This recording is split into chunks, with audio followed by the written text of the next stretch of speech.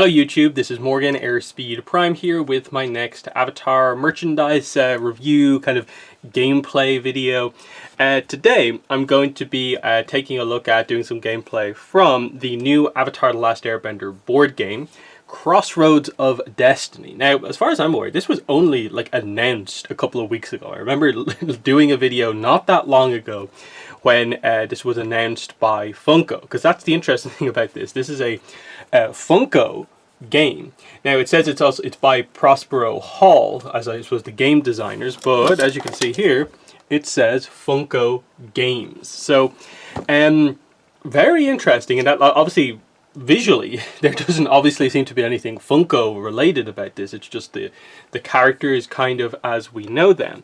So it's a pretty interesting game. That's the thing I will get at first, is that I actually think it's simple but has a little bit of depth to it, but is not ultimately too complicated. You can play quick games, or you can play a long-term adventure where you use like all of the different maps that are kind of available in the game. There's an element of deck building involved in this, which I think adds some nice strategy to it. So it feels like it fills that kind of perfect blend of being the sort of like middle of the road game where it's not super easy and it's not super complicated. It's just somewhere in the middle where there's a little bit of like ease of access, but also some depth to it. So the way I'm going to do this video is I'll just quickly kind of show off sort of what's in the box, and then I'll get straight into kind of gameplay and stuff like that. I'm not going to spend too long explaining concepts to you guys and stuff like that. So box, of course, is pretty normal, as you would expect. So what you get here is, this is for the adventure kind of mode situation. This is your kind of tracker for your journey. So along the top you have Team Avatar Experience, and along the bottom you have Fire Nation Dominance. And the idea is that as you go from battle to battle, you will gain experience. So you start at 0, you gain experience, but then you'll also basically Fire Nation Dominance will go down, and you get rewards depending on getting to specific numbers that will gain you a card for your deck, gain you an ally card, or allow you to remove a card from your deck if it's not working out for you. And of course, this is just a kind of nice kind of cardboard thing with some plastic kind of clips on it to work as the tracker, which is kind of cool. So obviously that's meant to start at 0 and 20. So that's what that is. You get your instruction booklet, which isn't actually that long. It's I think it's decent. As ever with a lot of games, you maybe wish it was maybe worded in a slightly different way, but it has enough, I think, visuals and explanation to get it across pretty well. It's like under 20 pages, so it gives you a sense for like, it's nothing kind of particularly complicated. But interestingly, there is apparently a video tutorial if you are struggling with just the text instructions here. So you know, it shows you all the contents here, so that's a pretty good look at more or less everything you get, but we're going to go through it as well. This is kind of your main event here. This is your book of challenges. So it's a spiral bound book, and this is your playmat as well. So as you open this up, you see on one side, on one page, you get basically the specifics of the first map, because obviously on the other side you have your game board for that specific scenario. So the first one is Escape Prince Zuko. So this is basically the end of episode 2 scenario. And so you can see here, it has the actual stuff that you do. So it tells you here that you have 2 Fire Nation Benders, 2 Fire Nation soldiers, and then Prince Zuko. They are the enemies for this particular scenario. You get the introduction, the objective that you have to meet to complete this challenge. There's bonus objectives to gain, to remove Fire Nation Dominance even more. And then every single map has special rules where different elements of the game will work slightly differently on this map to more fit the kind of scenario itself. And then you'll see here at the bottom it says, after the battle, you basically get to choose like, okay, do we want to go to, basically in this case it is go from episode 2 straight to episode 4, or do we want to jump ahead and go to episode 8? So it's basically Kyoshi Island or the Fire Temple. And of course, as you go through this, it's in order. So you can see here we go to, there's the Kyoshi Island kind of a map and setup, which is kind of nice. And again, they all work slightly differently. Like obviously, it's ultimately just different maps with different kind of grids, but there's actually a decent amount of different rules kind of going on here. Now, there's not a ton of these. Like as you can see, it goes up to about page 25. So it means there's like 12 of these maps. Here's the final Sozin's Comet one, which obviously is just the big boss Ozai, but the amount of special rules he has kind of speaks to what's going on there. And then there's the back cover of the book, which is pretty nice as well. So that's cool, a book and your game mat there. Then let's get into, I suppose, the cards. I'll start with the big cards first. That's probably the best way to do it. So we have two different sets of big cards. The first one here are your encounter cards. So the idea is if you do the full-on adventure mode in the game, after you finish one of the maps in the book, you then are basically asked to go to a specific encounter card. So after the first one, you get a choice to basically do, I think, 1, 2, or 3. So you do King of Omashu, Rally the Earthbenders from Imprisoned, or go to episode 7. And the idea is that over the course of your journey, these challenges are ways to kind of either get extra experience, lower Fire Nation dominance, or heal wounds for your characters ahead of the next one. And you can see these cards kind of just go through that. There's nothing too fancy about these in terms of a gameplay thing. They basically, the core takeaway, that's not just like flavor text for the episode, is just to win, this is what you need to accomplish, and there's a slight condition on it. But I'll get into the way those encounters work, because it's kind of interesting. It's a little bit of a kind of mini-game type aspect that actually works quite well, in my opinion. The other big cards, which are actually bigger than the encounter cards, you can see here, the character mats, as they call them, are basically the 4 playable characters in the game. So you have Katara, Aang, Toph, and Sokka. They are your only 4 playable characters in this set. I'd actually like to see them maybe put out some sort of an expansion set that maybe gives you a playable Zuko, a playable Suki, or something like that. I think it would be quite cool. But obviously the idea is you have your kind of health track along the side here. They're actually double-sided, but the main difference is just that you play this side for 2 to 3 player. Then if you're playing 4 player, you use this side. With the only real difference being, of course, you'll note that it goes from you having 10 health to you having 8 health. Otherwise, I think everything is exactly the same. And again, I'll get to explaining the details of the character cards a little bit later on in terms of how they work. So that's them. And then you have just your big chunk of just general kind of cards for actually like playing the game. So these are broken down into, each of the 4 characters has their own sort of like deck of cards. So for Aang, of course, he has, I think it's 22 cards. So you have 10 starter cards. These are the ones with the little red S on them down here. So for the first match, you'll start with just your starter cards. Now, there is 4 kind of blank cards because of the way the game works. It's about like discarding cards from your hand. So these are just there to meet those kind of game mechanics. Some of them are like, so Appa here is more of a movement kind of card. Staff Twirl is an attack card, and as you go through here, Glider, Gentle Breeze, Momo. And then you get into the non-starter cards, and so they're more powerful. And there's 12 of these, and again, you can see the variety in the character images as well starts to come in here. You've got Avatar State Aang, Firebending Aang, Waterbending Aang, and these have much better effects, and you have to earn these cards over the course of your journey by doing well in the challenges and encounters. So the idea is you start with your basic starter deck for your character, and gradually add more of these deluxe kind of cards into your deck. So by the end, you probably will have maybe a 14, 15, 16 card deck instead of 10, and it includes a good deal of these cards. So that's the idea there.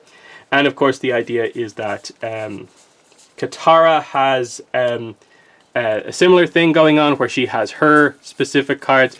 And again, there's some new pieces of art here, which is clearly meant to be sort of updated maybe versions of moments we see in the show.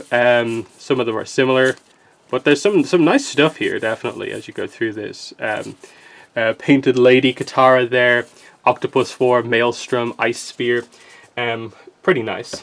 Again, Toph has her group of like 22 cards where you can see some of the Toph stuff going on here, and Sokka has his cards also.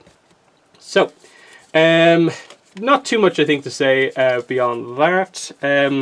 Sokka does have a bit of a mechanic on his for called like plan, if you want to use him as your character, but you know the characters all just work slightly differently with their own unique decks and so on. So there's like, you know, what, 88 character cards, which is what you do on your turn. And then the remaining cards are, these are the enemy cards. So this is how the enemy turns go, is with these cards with the fire back on them. And it basically is just an automatic way to move the enemy pieces. They're split off into different sort of like categories based on what symbol they are. And it's just like the characters under this symbol move this amount and do this amount of attacking. So the idea is you just shuffle this up and you go from there. And then you get wound cards. You get 12 wound cards. And the idea is that you have your health on your character, of course. But then when you get to 4, you get a wound card. And you have to add that to your deck. And it's basically just a blank card that doesn't do anything. You can't even discard it to do a basic action like you otherwise can. So it's just a card that's meant to get in your way. And again, there are ways to remove these in between your goes on the board here. So that's all the cards. Then we just have to get into kind of game tokens and stuff like this. So the main characters get these kind of clear, kind of standee type things. They're pretty nice. So, oh, sorry, I have that backwards actually. So there's Sokka. There is Toph. They're relatively small, of course, because the game board has to be somewhat small as well. But we do have Katara here. You'll note the image on my Katara is slightly damaged there. It looks like some sort of a scratch went through. But it's nothing too kind of bad. And then, of course, we have Aang as well. So like I said, I would have liked just a little bit more character variety. Just so if you are like playing a 4-player game, you can have variety. Oh, actually forgot one little group of cards. So you get these tiny cards here. These ally cards. So yeah, the idea is just that you have like the likes of Iroh, Blue Spirit, Cabbage Merchants in here, Suki's in here, Paku, June, Yue, Jet, Boomy. They're just kind of on your turn. If you have an ally card, you can like use their effect to kind of improve kind of what's going on for you. The enemies are done via these kind of cardboard standees. So there's the Ozai one. There is the Ty Lee one, and you can sort of see the idea of like they're shaped differently at the top. That's meant to sort of signify what kind of a class of character they're in, so you can more visually kind of determine like when you get the enemy attack card, what's actually going on. There's one of these ones here with the Ty Lee, and yeah, we have mostly it's obviously enemy characters in here. So you get your Azula, Mei, Ty Lee, you get Zuko, Ozai, Zhao's in here. You have, there's also Combustion Man's in here as a boss character. Your generic Fire Nation soldier, some Dai Li. And Long Feng is in here as well. So that's probably, I think, the only thing that doesn't work so well is that I did one of them where it was like Dai Li on the field, but the Dai Li end up doing stuff with fire rather than earth. And it's just the nature of the way the game kind of works, that it works like that. Final stuff here is you get a bunch of these elemental tiles. Let me just show you one of each of these. These are kind of cool, actually. You just get these kind of square tiles with the element symbol on one side, and then there's a number on the back. There's numbers 1, 2, and 3 for every tile. So you get 3 of each color of each element. For most gameplay, you use them with just the element symbol face up. For the in-between games, that's when the numbers come out to do stuff with them. And again, these are meant to be kind of part of the gameplay where like a lot of the characters will interact with elemental tiles to like do stuff. So it is actually a kind of cool little system they have going on here. And it's actually a very cool game piece. Then the last little pieces are just more of these little clips. Because the idea of how you keep track of your character's health is that you actually literally slide the clips onto the card there to mark that, like, say, Sokka here has 10 health, and then as you go down, you just do it down here. not super tight, so I don't feel like I'm damaging the card, so it actually works pretty well. And then you do have some cubes for the book to keep track of the enemy damage trackers.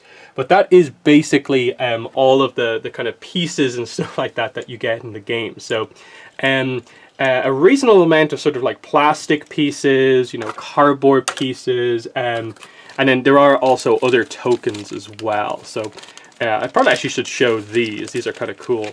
The White Lotus tiles for each character, which it's kind of cool the way they work. Other than that, like a lot of them are just more specific to different maps, and the challenge tokens, which I'll explain more when we set up the gameplay. But we do have the White Lotus tokens. So you can see here on one side is obviously the character. So there's Katara, there's Sokka, Aang, and Toph. And obviously just on the other side, it is literally just a White Lotus tile piece. And the idea is that this is kind of how you determine what order the characters go in, is you flip them upside down and kind of mix them up. And then whichever tile is on top is the character that goes first. And so that's just your kind of turn order signifier. That's really all these tokens do within the game. So yeah, I think with that out of the way, let's set up the first scenario, and I'll show you guys how to play. Okay, so let's just start some gameplay here. So we're going to do the first one here, which is, of course, first page of the book, Escape Prince Zuko. This is basically the end of episode 2. This is where you would start the full kind of adventure kind of mode going through. But basically the setup for even if you just jump in and do any of the pages is roughly the same as this. So you obviously choose how many players you're doing, and then you choose your characters. So in this case, I'm going to do a 2-player game. I'm going to use Aang and Katara here. Obviously, each individual players will play each character, but it's actually a relatively easy game to play multiple players just kind of by yourself. There's not too much kind of going on that it's super confusing. But yeah, you just need to make sure with the cards that you're choosing the 2 to 3 player side if you're doing that, or swap it around to the 4 player side if that's what you are doing. So yeah, you put the clip on the character to signify they're on max strength, and that is the case for Katara as well. So that's fine. You then put your White Lotus tiles down for both characters. You kind of basically, the idea is you turn them face down, mix them up, and then kind of put them in an order, and then at the start of the game that will determine who goes kind of like first and so on. Then you'll note the enemy strength track on the book. There is a specific point for 2-player where it's slightly lowered. So if you're playing 3 or 4 player, everyone starts on 8, but for 2-player everyone is on 6. So this is where you put your cubes to mark down that it's 6 all around. Then you basically set up the board. So we are going to be putting 5 enemy units on the board.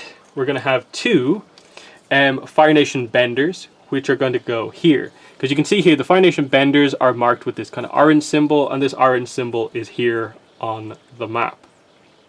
Then we're going to have our 2 kind of curved-topped Fire Nation soldiers. They will go here and here. And then Zuko will take the last slot in the back over here. And this is just doing exactly what the combination of the enemy kind of icon guide and then the map actually says. Last thing to do is place down tokens, elemental tiles where it says to. So we have a fire tile here and here. We have an earth tile here and here. Water goes here and here. And air goes here and here.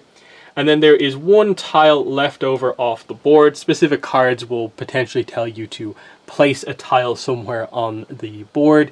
And if so, you will obviously take it from there. But then from that point on, a lot of times it will tell you, you know, place a tile somewhere. You can choose basically any of them, basically. Because the benders, the idea is that they kind of have control of their element kind of all across the board, unless the card says like it has to be close by. Other than that, you just have to have a decent amount of stuff around where like you have your wound cards somewhere by. We have the enemy cards here as well. We just like shuffle them up, ready to go. Your own characters actually your own pieces, you put them somewhere on one of these green starting zones. So in this case, I'm just going to go Aang here in front of the air and Katara in front of the water tile, because they kind of interact with those tiles. Other than that, you just have to have your deck of cards ready. And again, the idea is you start your journey with the 10 starter cards that all have the red S in the corner. So you just shuffle them up for each character, and you are basically ready to start at this point. The only other thing is these circular tokens here. You kind of shuffle them up and place them face down here. They are the challenge tokens, which I'll get to as we go through the gameplay here. But other than that, I'll just quickly note this. It's the start of our journey. So of course our experience starts at 0. That's what's happening here. And then Foundation Dominance starts at 20. As we go through the different maps and battles, our experience will go up and Foundation Dominance will go down. And we'll get bonuses that allow us to add some of the more powerful cards into our deck. We'll be able to add some ally cards and take out maybe some of the weaker cards as well. So with that done, you just kind of shuffle up your White Lotus tiles. Again, it's more easy to shuffle when there's more than 2. You just flip them over and you see who goes first. So in this case, Katara is actually going first. So that's the order for this round. Katara first, then Aang, then the enemy, and then we turn them upside down, shuffle, so the turn order isn't just set for like the entire game. So Katara is going first. Everyone draws 5 cards for their opening hand.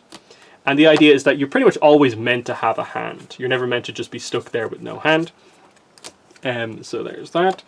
So yeah, you draw your 5 cards, and the idea of as you start off is, of course, you can move, you can attack, and there's also like an interaction style mechanic as well. So this is what the kind of whole idea of these cards is, that you have strength. This is basically your health. When you get down to 4, you take a wound card and add it to your deck, and the wound card is basically just meant to get in your way. You can't really do anything with it. It's just meant to take up one of the 5 cards you have in your hand and get in your way. Other than that, it's just you kind of go off what it says here. This is the kind of movement style on the card, which is basically to move 1, you have to discard 1 card from your hand. This is ranged attack. So to do a ranged attack, you have to discard 2 cards from your hand. And then this is interact. If you want to do an interact move, you have to discard 2 cards from your hand as well. And then Katara also has a special ability, which we'll get to when I use it for the first time. Aang's card is roughly the same amount of health, 1, 2, 2. He's also ranged attack. Toph and Sokka are close attack. The difference being that, for instance, say with Aang and Katara, this is where they're close. They're right next to each other. So Katara would still be close to Aang here, here, here, here. That's close. A ranged attack would be like this. Katara and Aang can both ranged attack each other. The diagonal ranged attack would be here, where there's still a full space diagonally between them, and so on like that. And so both of these characters will be going for ranged attack for the most part. So just an important thing to kind of keep in mind there.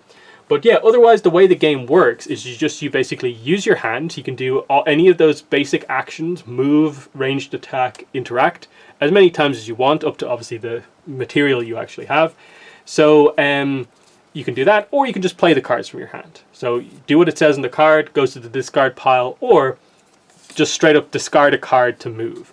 You'll note in your starter deck that you have, I think it's 4 blank cards that don't do anything. So for instance, here are 3 Katara cards that just have a quote. They are just there to be discarded for basic actions. So you have to keep those in mind. And then otherwise we have Stream the Water here, which it says move 1 water tile 5 spaces and heal any hero for 1. And then Healing Surge, move 1 water tile 2 spaces. Then 1 hero it moved through heals 2. So this is a slightly complicated mechanic with Katara, where she can manipulate the movement of water tiles, but it's actually quite interesting, as we'll kind of get to now in a second. So I'll actually do some of this stuff straight away. So healing on the first turn, nothing's going to happen. But I'll actually use Stream the Water. So we get to move a water tile 5 spaces, and this is where you do have to kind of keep track of what you're doing. Because the idea is that the reason her cards do that is because of her special ability. Her special ability in her card says, after Katara moves a water tile through an enemy or a hero, she may place them on top of that tile. So treat it as she's moving a certain mass of water, and as she moves it through someone, she basically takes the person kind of like with them. They are blasted into a different location in a way by the water. That's the whole idea of this, and it's a bit of a movement mechanic within the game. So this is a way to actually move Katara around, because it doesn't specify that you can't use Katara. Katara is a hero. It's just that the hero she's moving is herself. So one thing we can do is move this water tile that's right in front of Katara in a specific pattern to get her into like attacking position with the Fire Nation soldier.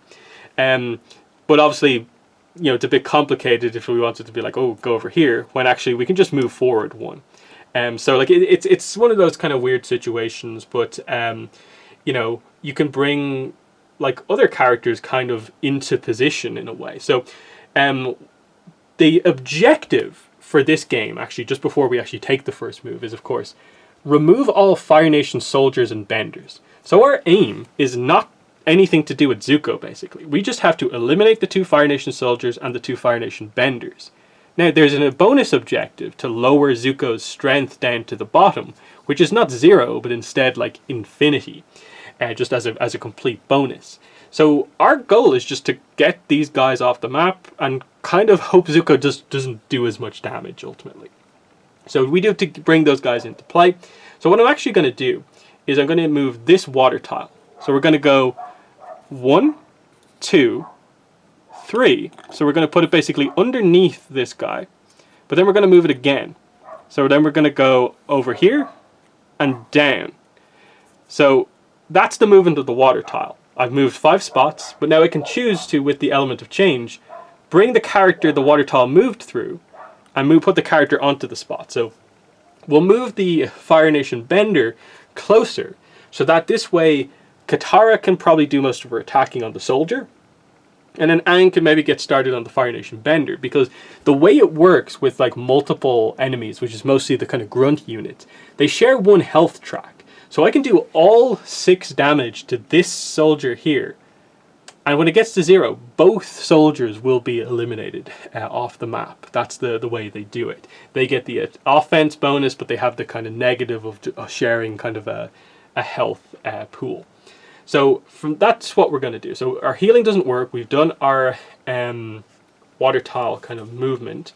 From there, what I'm going to do is I'm going to discard a card to move 1.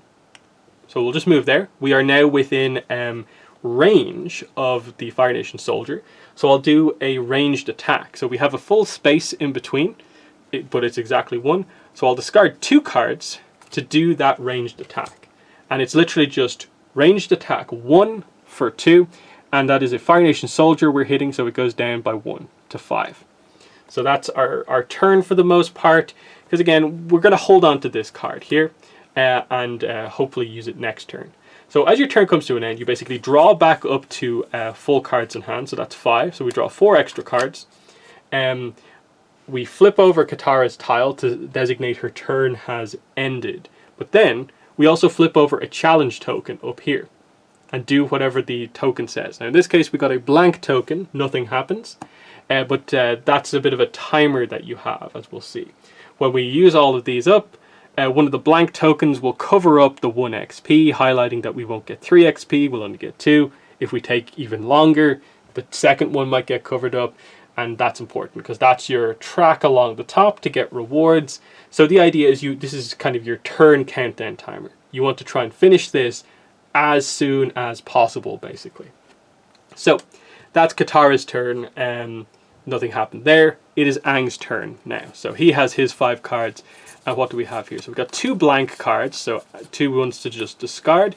But we've got Appa, who's just kind of a movement card. Momo counts as 2 cards for a discard, so he's basically a 1-card attack or a 1-card interact, depending on what way you want to think about it. And then Aang also has a heal card here, heal 1 for each air tile that is at least 4 spaces away. So what are we going to do here with Aang?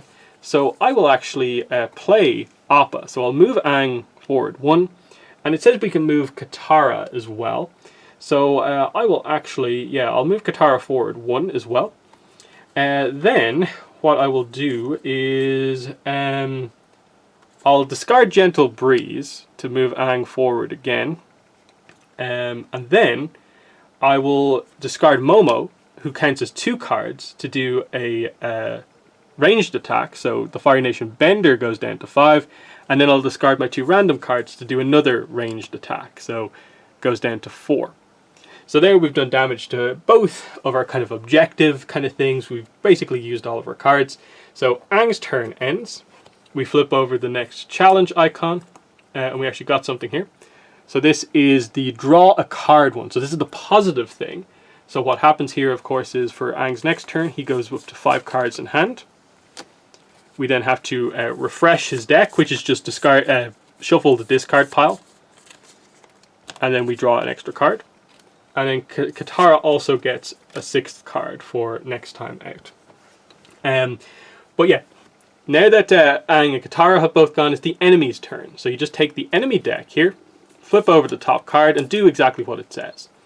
So you can see here, yeah, you go in order. So you go 1, 2, 3, depending on the icon of the unit. So in this case, it is the 2 Fire Nation soldiers go first, followed by the 2 Fire Nation benders, followed by, in this case, your boss unit, who is Zuko. So we do it in that order and kind of one at a time. So each Fire Nation soldier will move 3 towards the highest strength hero and then close attack 2. So that means they have to be right next to the person to attack. So in this case, what we'll do is here, the Fire Nation soldier will come over here next to Aang. Highest strength hero, they're both on 10. It can be either or. So we'll send this Fire Nation soldier over here, close attack 2. So Aang takes 2 damage, so it goes from 10 down to 8. And then this Fire Nation soldier will go 1, 2, 3, down to Katara, and close attack her for 2. So again, Katara also goes from 10 down to 8. Then, the next part of this attack is that the Fire Benders will move 1 away from the closest hero, and then once this round, so this is not once per kind of unit, it's just once overall, all fire tiles move 2 and then burst attack 1. So this is to kind of highlight that they're fire benders. So they want to kind of have distance, so they back away from the hero, like so. Then the fire tiles will be what move. So this one's already next to an enemy, so we don't need to move it any further. So that will do burst damage 1, and then this one will go 1, 2. Closer to someone. So this attack won't do anything, because burst attack is basically anyone in the spaces directly around this tile, both diagonally and kind of north, kind of south, east, west, takes damage. So that nothing happens there. But Katara is within the blast range of this fire tile. So Katara takes a damage. She goes down to 7. And then finally Zuko goes. So move 3, burst attack 2. So Zuko goes 1, 2, 3. He does a burst attack all around him, but he doesn't hit anyone because he's not close enough to anyone. So that's what happens there. And that brings the enemy turn to an end. So they just put the card on the bottom, next card up. We then shuffle the 2 White Lotus tiles to see which player gets to go first. So in this case, yeah, it's Katara and Aang again. So yeah. Katara then goes. And again, like you're trying to kind of plan out your strategy here. I'll also note, actually, I didn't mention this before. In this mode, basically, the red squares are impassable. And specifically, we can use interact to kind of work with them. Which is that players can interact with an enemy to move them 1 space, including into an impassable space. And if the enemy's moved into an impassable space, that enemy is removed from the challenge. This doesn't lower enemy strength or affect other units of the same type. So it's basically an idea of like you can push the units off the boat effectively, because that's what the map is obviously showing you there. So this is a way to kind of kill the units without directly using the damage track. But of course you need to get them near the edge and stuff like that, because you can only move them 1 unit, so they have to be close to the edge.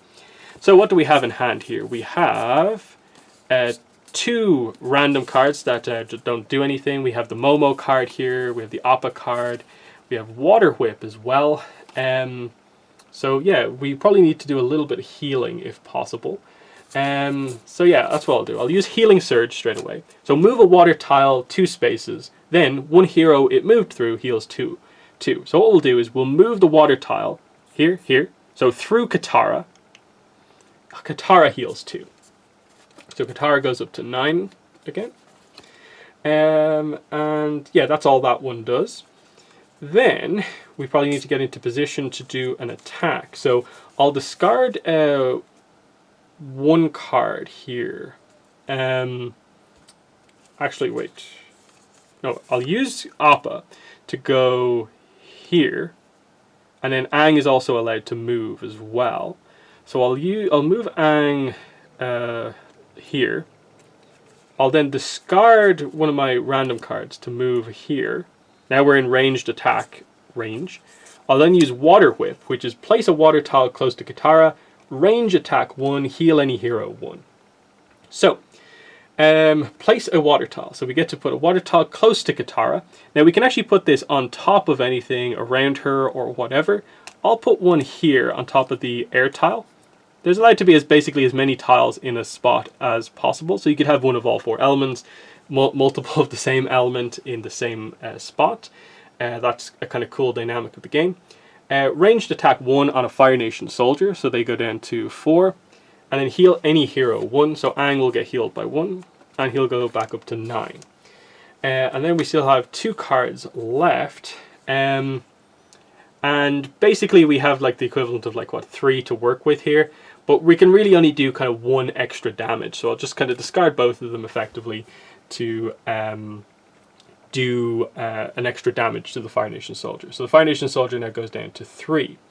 This ends Katara's turn. We'll just refresh her her deck here. So that's her hand for next time out. We flip over a challenge token here. It is a blank one, so nothing happens, and it just goes on to Aang's turn now. So, yeah, with Aang, we obviously decided that we're kind of going after the benders with Aang. So what cards do we have here? We have the glider. So we can do a cool trick, actually. I think we can eliminate one of the benders like straight away here. So we're going to use Aang's ability that's on his card. So you can see here, as a basic action, Aang may discard a card to place an air tile anywhere. So that's very good. So we're going to do that actually straight away. We'll use one of our kind of blank cards. So we'll get rid of that, discard a card to place an air tile anywhere. I'm going to place it here. So diagonally close to this Fire Nation bender. Then I'll use the card Glider to place Aang on top of any air tile. And I'll put him on top of the one I just placed. Like so. Then I will discard Momo, who counts as 2 cards, to interact. And this is where I'll do the special rule of this map, to interact, which is that if an enemy is close to an impassable space, I can push them 1 into that space. So basically I get to push this Fire Nation soldier here. He's now in a red space, basically in the water. He goes off the board. Now obviously I don't do any damage to the Fire Nation bender or anything like that, but there's only 1 of them left now. So that's a pretty nice little move there. And then I'm actually perfectly in position as well to do Staff Twirl on Zuko. If Aang is close to an air tile, close attack 2. So I'm on an air tile, so I'm absolutely close to it. I get to close attack 2. So I'm close to Zuko as well, so that's absolutely perfect. Staff Twirl for 2 on Zuko this time. So 6 down to 4. So we might be able to get the bonus objective here of getting Zuko down pretty low. And then I'll actually use my final 2 to just discard and actually do a ranged attack on this Fire Nation soldier here. So 1 there. I think that's a pretty strong turn from Aang. We got to do a little bit of everything that Aang can do there. A close attack, a ranged attack, and some really good movement. So yeah, that ends that. We flip a tile over here. This is where one of the extra special rules happens. So this one says, heroes each move 2 towards any of their starting spaces. So basically that just means like Aang has to go back, and he can't go through the Fire Nation soldiers, he has to go around him here like that. And then Katara gets to go back, and I guess I don't have to go on this, so I can go here, right next to him. So yeah, we're just forced away. And then the enemy turn happens. Yeah. So what happens here? So we get this. So first of all, the Fire Nation soldiers will move 3 towards the highest strength hero. Again, they're both equal. Burst attack 2.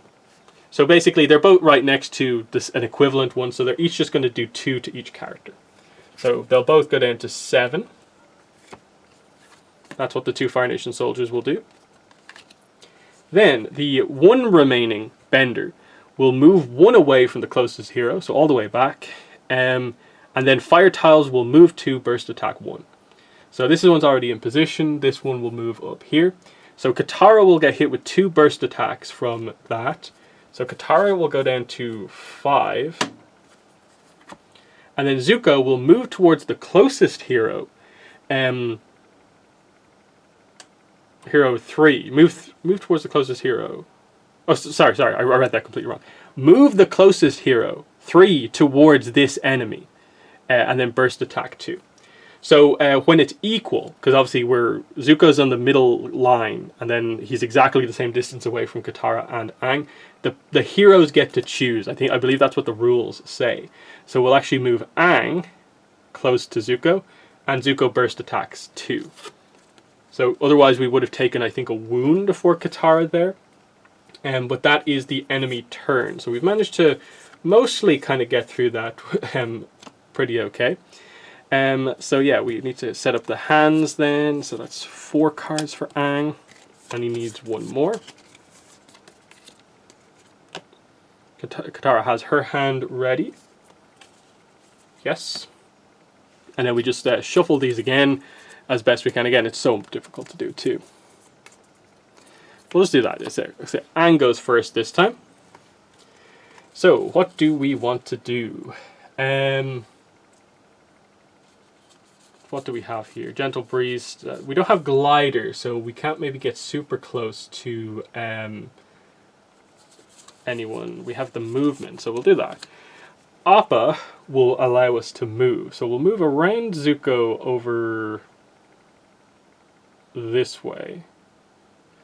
Katara will move... where am I trying to go? Katara will move this way. And then what else do we got here? 2 random. We can heal 1 for So yeah, this is a weird card in terms of like the interpretation of this one. It says heal 1 for each air tile that is at least 4 spaces away. So this is basically heal 1 for air tiles that are very far away from you.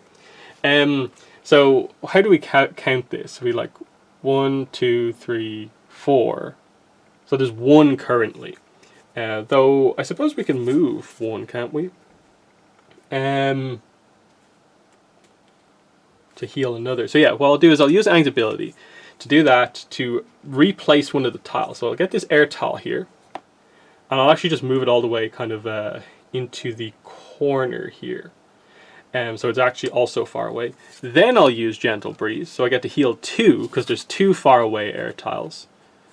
So I go back up to 7, and then I have some stuff left. So I can go Staff Twirl because I'm close to an air tile and I'm close to Zuko, so I get to do close attack 2.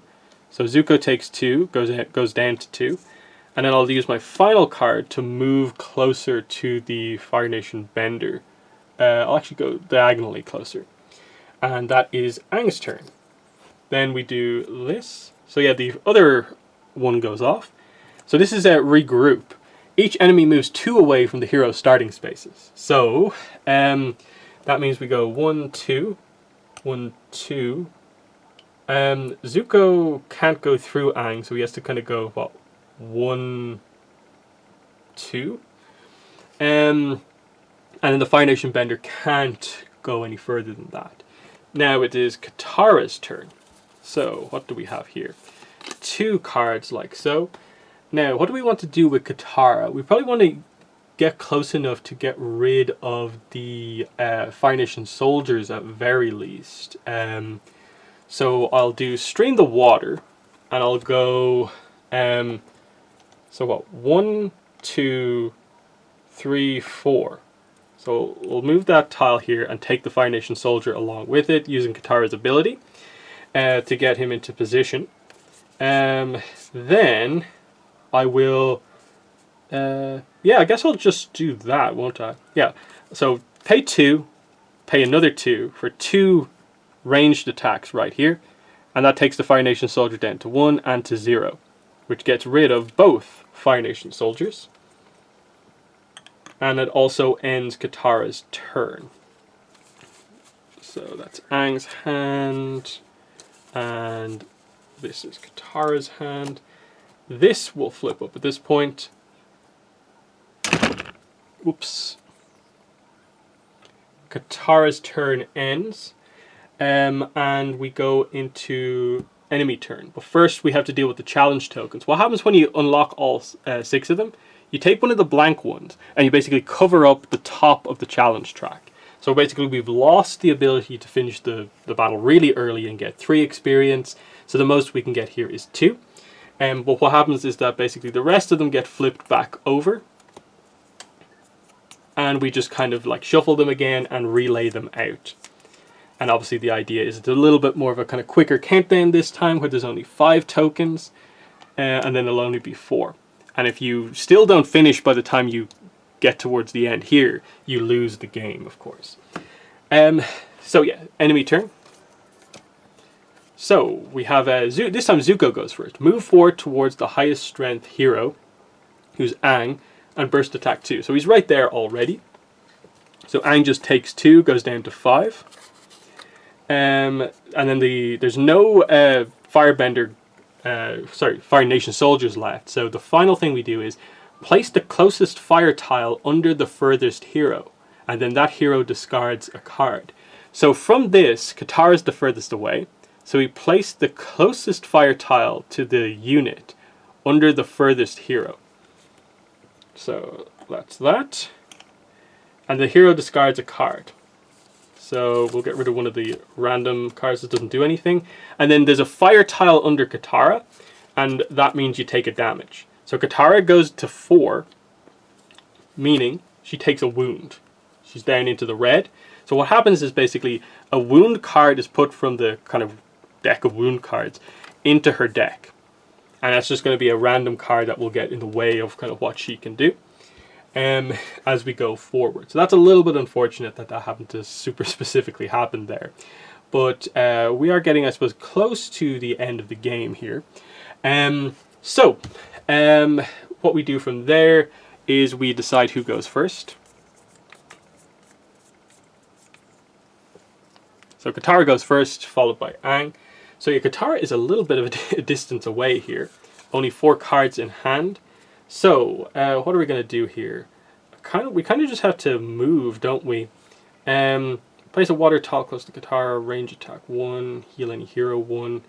Yeah, we probably want to stop Aang getting a wound at this point. Is probably a big thing. So we're going to do water whip.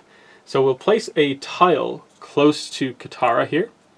Range attack 1, that won't do anything, but we get to heal Aang by 1. So he'll go up to 6 here. And then we're just going to try and move up as close as possible, I think. So we'll discard 2 to move. And then we'll do discard Momo to move. So that's Katara's turn. Challenge token flips over, nothing. And it's Aang's turn. So this is where I think we can probably end it here. If we just go over there and interact to push that Fire Nation Bender into the water, we could, I think, end this. I'm just trying to think of, like, can we lower Zuko's health down by 2 and do that at the same time, given what we have?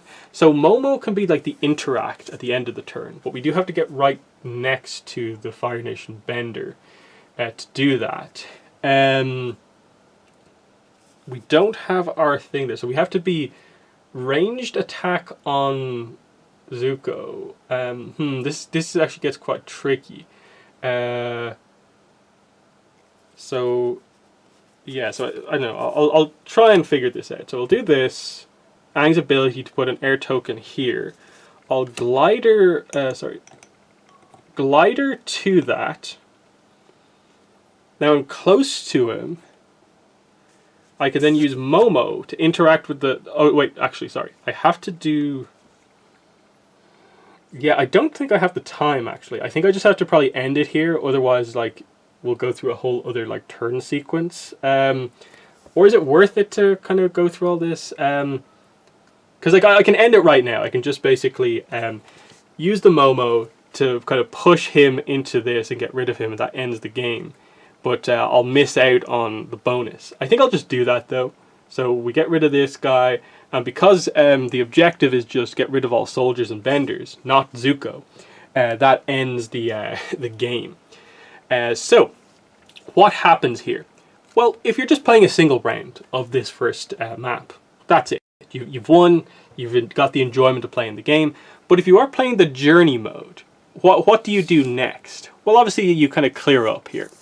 So the idea is you clear off a lot of this stuff because you're going to have to turn the page, obviously.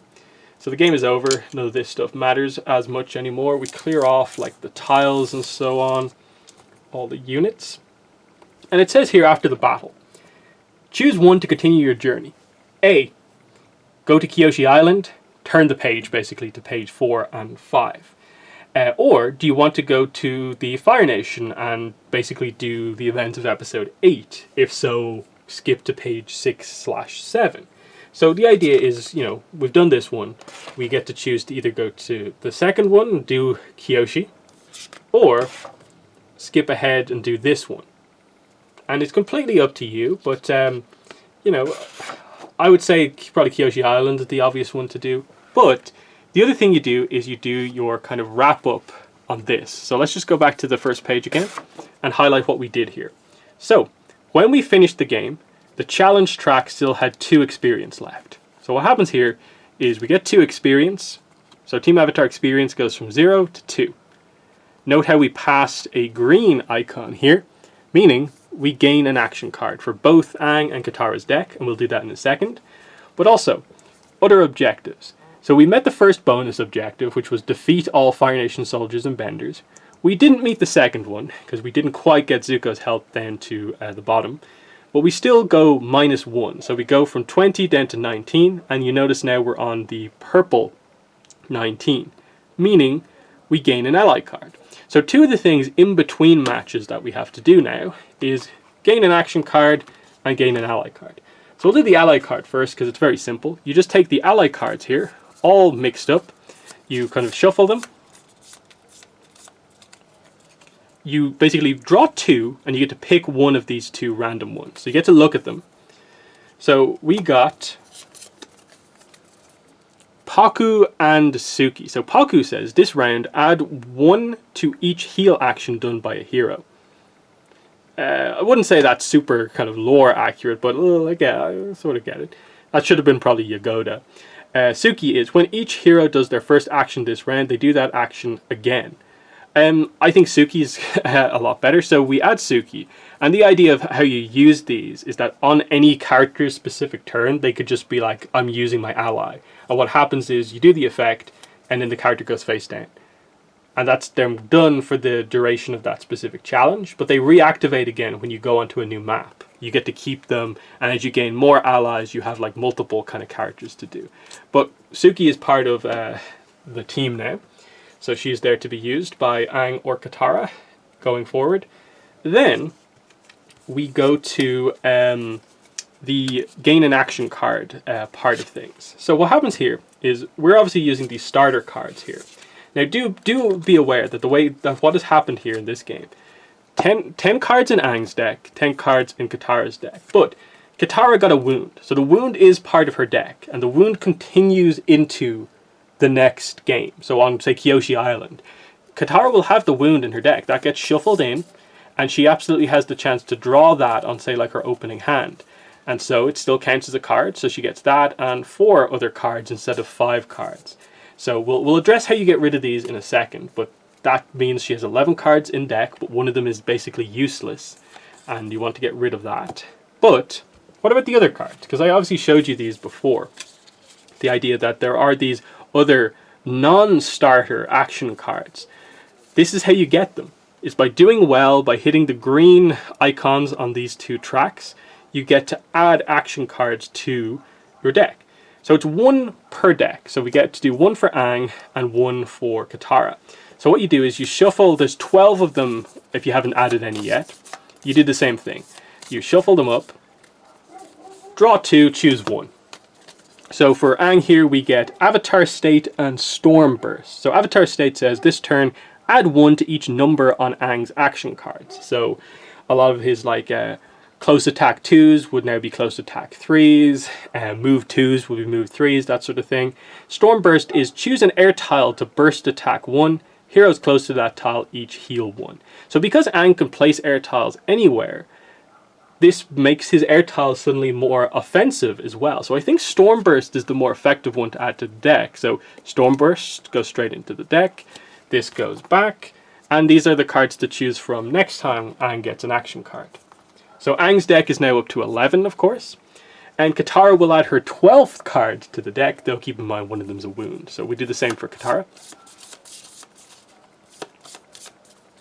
So we draw 2, choose 1.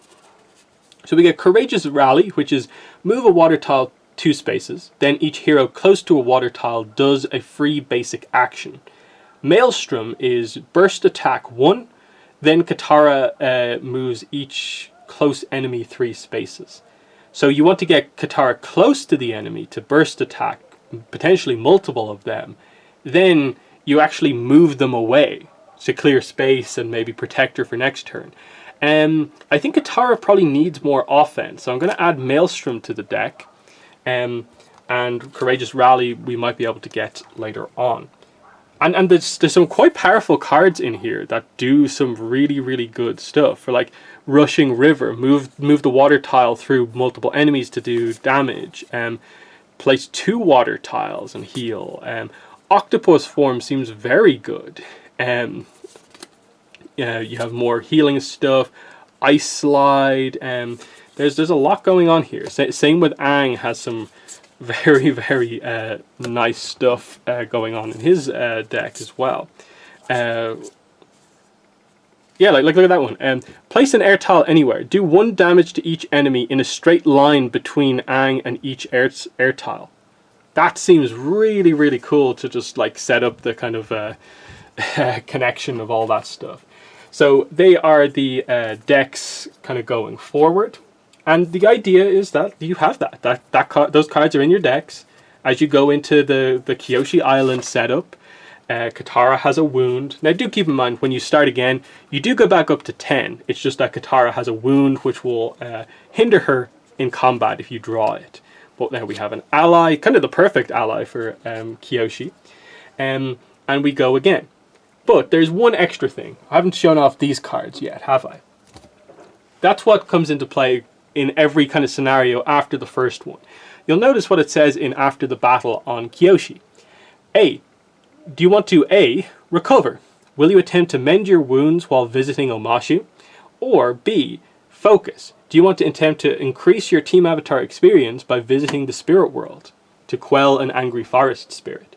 So the idea is, after that first one, instead of just going straight onto the next map, you basically get a choice. In this case, it's to go to Omashu or do 107, the spirit world.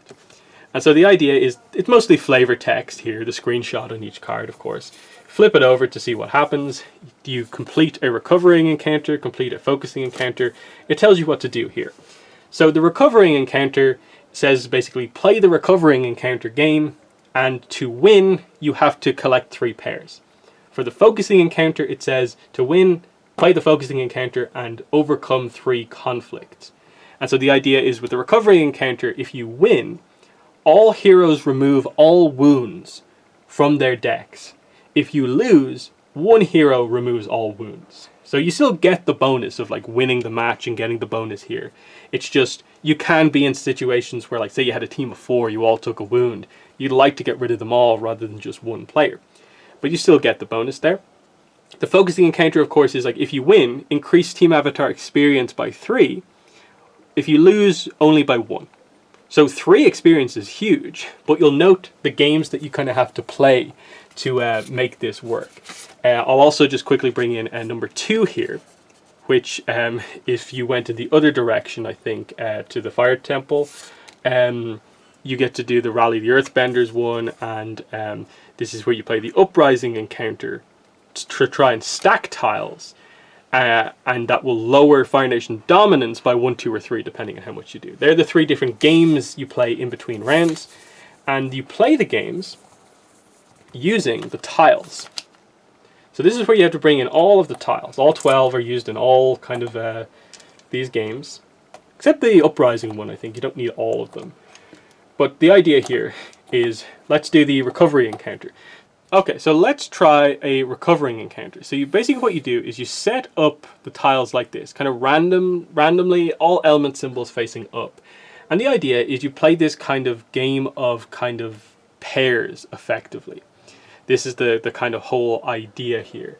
Again, with multiple players, I think the idea is you just sort of like take turns doing this, but first player basically goes like, okay, I choose these 2 tiles. Okay, 3 and a 1, no match. So what has to happen is every turn, one of the other tiles has to kind of be eliminated from the game. So you basically just say, this goes away. Okay, so that one's gone. Then you flip these ones face down again, like so. And then you obviously go again. So if we do say like this, that's the 2. And then we try maybe this one here. And this is a 2. So there you can see we got a pair. So that's 1 pair.